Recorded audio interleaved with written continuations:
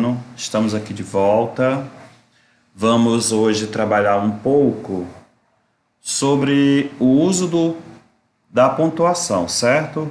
Como a gente viu o assunto das orações coordenadas na aula passada, também tem a ver muito com nossa aula de hoje, certo? Nós estudamos esse assunto desde a terceira série, que este assunto tem uma grande importância na hora da escrita, também na hora de falar, certo? Na hora da nossa oralidade. É a pontuação que vai dar uma forma, uma tonalidade ao nosso discurso, ok? No próximo slide nós vamos entender isso melhor, nos próximos slides, ok? Aqui nós temos uma definição, ou a função, sobre os sinais de pontuação. Então, eles são os recursos prosódicos que conferem às orações ritmo, entonação, pausa, bem como indicam os limites sintáticos e as unidades de sentido. Na escrita, pessoal, em parte, a pontuação desempenha um importante papel que também é desempenhado pelos gestos na fala, certo? Garantindo a coesão, coerência, a boa compreensão de informação a qual eu posso transmitir para o meu ouvinte ou para o meu leitor quando estou escrevendo, ok? Vocês estão compreendendo? Então, a pontuação ela tem um grande papel dentro da leitura, quanto também da escrita.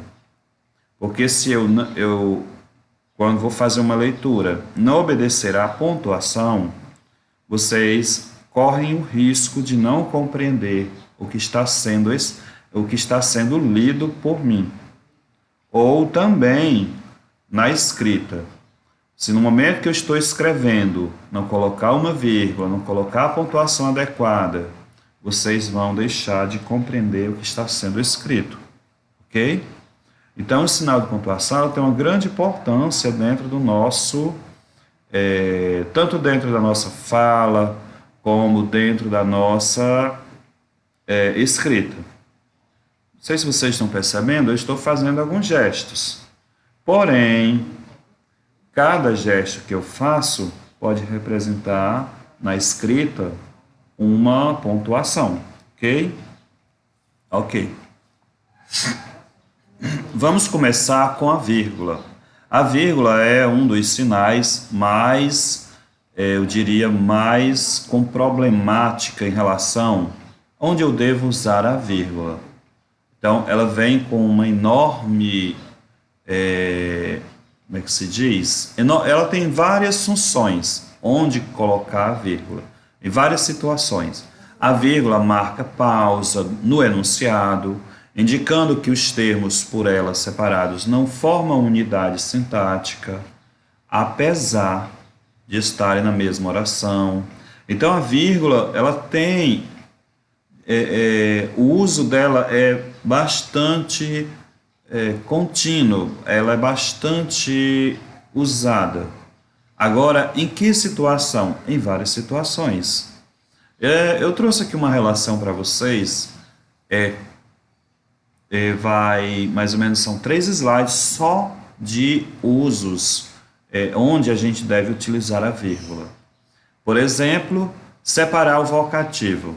Nós já vimos esta aula sobre vocativo, a aula passada foi uma aula aí atrás, né? Marília, vá à padaria comprar pães para o lanche. Então aqui, percebam que após Marília foi usado, Marília é o vocativo, chamando a atenção aí. Marília, vá à padaria comprar pães para o lanche. Então aqui nós temos um vocativo, então após o vocativo. Separar apostos, esse assunto também a gente já viu, o uso do aposto. Camila, minha filha caçula, presenteou-me com esse relógio. Então aqui o aposto, minha filha caçula, ok? O uso da vírgula. Separar o adjunto adverbial antecipado ou intercalado. Os políticos, muitas vezes, o adjunto adverbial, visam somente os próprios interesses. Separar elementos de uma enumeração, nós também vimos isso. Meus bolos preferidos são os de chocolate, vírgula, coco, né? Nós estamos fazendo aqui uma enumeração, doce de leite e nata com morangos. Então, essa última eu não coloquei porque temos uma conjunção e. Isolar expressões explicativas. Faça um bolo de chocolate, ou melhor, de chocolate e morangos. Então, aqui eu isolei, ou melhor. Então, separei de chocolate, vírgula, ou melhor, de chocolates e morango. Perceba que o melhor ficou entre vírgulas. Então, dá para entender aqui, né? Separar conjunções intercaladas. Vimos nas aulas anteriores as conjunções, por isso que hoje é importante a gente trabalhar a vírgula, o uso da pontuação. Os deputados não explicaram, porém, o porquê de tantas faltas. Porém, aqui traz uma conjunção que representa a alternativa, não, a adversativa. Muito bem. Separar o complemento pleonástico antecipado. Havia no rosto dela ódio, uma ira. Uma ira é a mesma coisa que ódio. Então, aqui foi uma raiva que não possuía justificativa. Então, pleonasmo, né? Ira e ódio, raiva, tudo é uma coisa só. Por isso que é um pleonasmo antecipado. Isolar o nome do lugar na indicação de datas. São Paulo é o lugar e a data aqui, ó. Separar termos coordenados assindéticos. Professor, esse termo é desconhecido para mim. Não é. Nós vimos nas orações assindéticas. Vim, vi e venci. Separamos, né, com vírgulas. São 3 orações assindéticas. Marcar a omissão de um termo. Maria gosta de praticar esportes e eu de comer. Então, eu não coloquei aqui praticar de novo, ou gosta, né? Maria gosta de praticar esportes. Eu, né, em vez de gostar, coloquei só a vírgula. Isolei o verbo, né? Omiti aqui o verbo. Antes da conjunção, como nos casos abaixo, quando as orações coordenadas possuem sujeitos diferentes, os políticos estão cada vez mais ricos e seus eleitores cada vez mais pobres. Então, as orações coordenadas aqui possuem sujeitos diferentes, ok? No próximo slide, quando a conjunção e refere-se com o objetivo de enfatizar alguma ideia de polissindeto. Quando tiver o e indicando, né, como exemplo abaixo, eu alerto, e brigo, e repito, e faço de tudo para ela perceber que ela está errada, porém nunca me escuta. Perceba que o e é um polissindeto porque repete aí, se repete várias vezes. Utilizamos a vírgula quando a conjunção e assume valores distintos que não retratam o sentido de adição, ou adversidade, consequência, né? Teve febre a noite toda e ainda está muito fraca.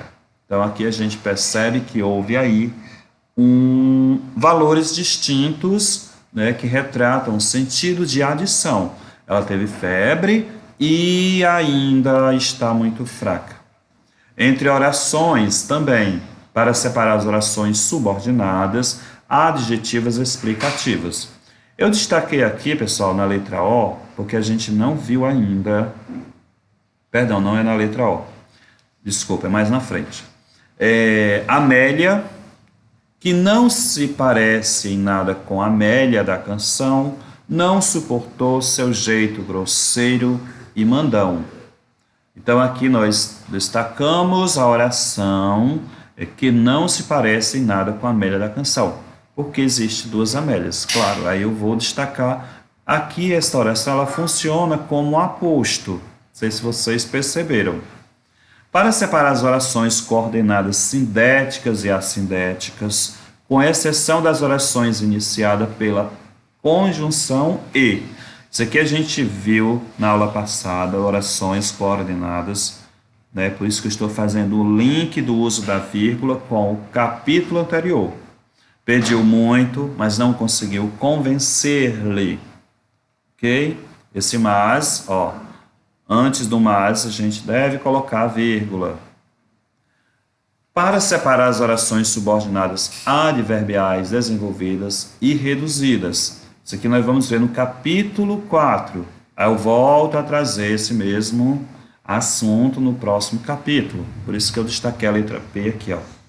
A casa, tão cara que ela desistiu da compra, hoje está entregue às baratas. Então, esta parte que está entre vírgulas é a oração subordinada reduzida, para dizer quem era a casa, como era a casa. Para separar as orações intercaladas, ficou doente, creio eu, por conta da chuva de ontem. E assim vai. Esse assunto eu vou trazer mais detalhado quando a gente começar a estudar as orações subordinadas adverbiais, explicar o que são advérbios, enfim, adjetivas. Na próxima semana a gente começa este assunto.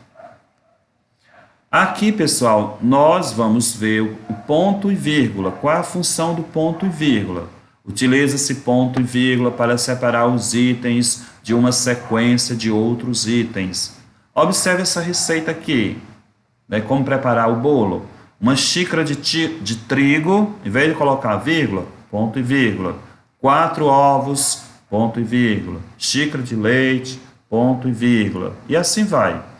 Utilizamos ponto e vírgula também para separar orações coordenadas muito extensas, né? Várias orações, aí a gente vai colocando ponto e vírgula, ok? Orações coordenadas nas quais já se tem utilizado a vírgula. Supomos que eu já coloquei uma vírgula, aí vamos, né? Para não colocar várias vírgulas, a gente vai colocando ponto e vírgula, até, ok? Como no exemplo abaixo. Dá uma lidazinha no exemplo abaixo, vocês vão compreender bem direitinho. No próximo slide, nós vamos ver a função do ponto. O ponto pode ser utilizado para indicar o final de uma frase declarativa, né? Tá aqui o exemplo. Acho que Pedro está gostando de você. Separar períodos, abreviar palavras como Vossa Excelência. 2 pontos. Estou acelerando aqui, viu, pessoal? 2 pontos. Deve ser utilizado com as seguintes finalidades. Iniciar a fala de um personagem. Ela gritou, vai embora.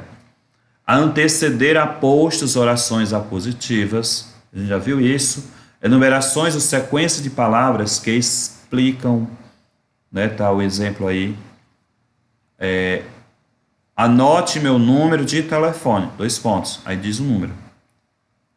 Né? Aí, citação direta. E como disse Platão, né? Aqui é a voz do Platão, entre aspas, ó. Certo? Próxima, as reticência. Usa-se para indicar dúvida ou hesitação. Então, interromper uma frase incompleta sintaticamente. Concluir uma frase gramaticalmente incompleta, com a intenção de estender a reflexão. Suprimir palavras em uma transcrição. Vocês leem aí os enunciados, né? os exemplos.